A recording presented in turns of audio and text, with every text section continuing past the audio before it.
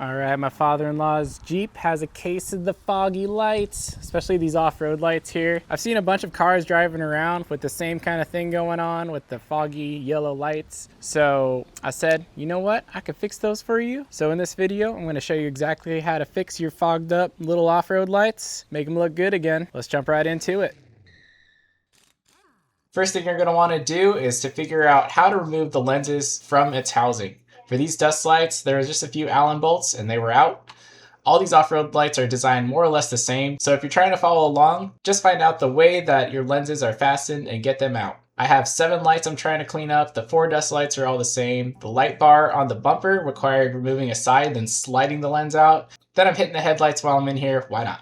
Once you got all your lenses out, bring them over to a table so you can get to sanding.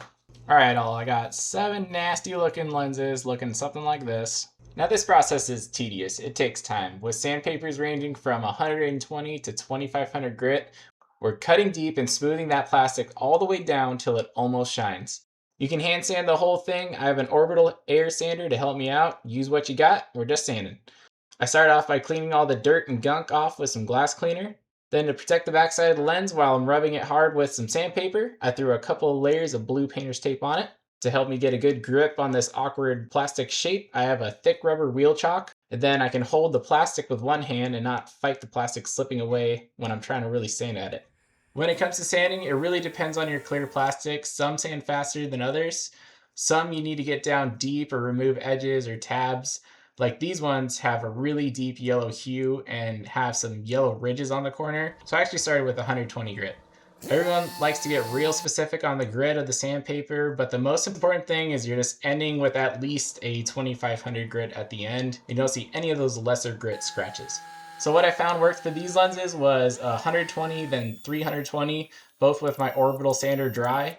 Then I used 400 followed by 800 wet, then 1500 on an orbital sander wet, then finish it off with 25 on an orbital sander wet.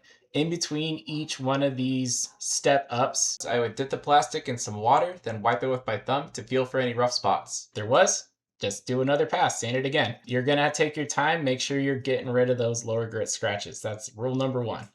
After you're finished up with that at least 2500 grit sandpaper, it looks perfectly smooth and it's time to go clear coat it.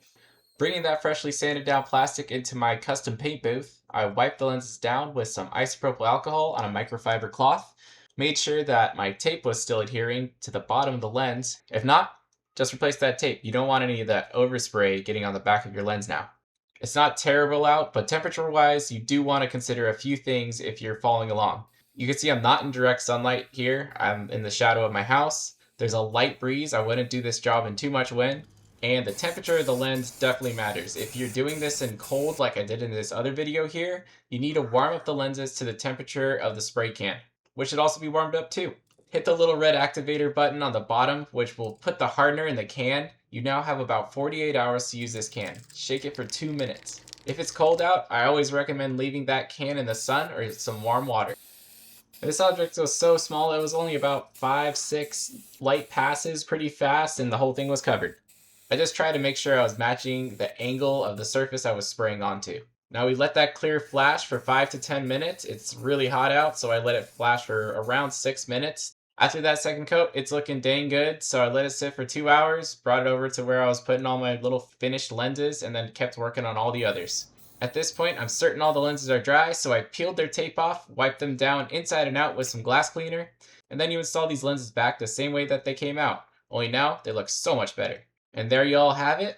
How to make those nasty looking off-road lights look fresh and clean. Hey, I hope this video helped you out. If it did, don't forget to like, comment, subscribe, do all that YouTube stuff, and thanks for watching.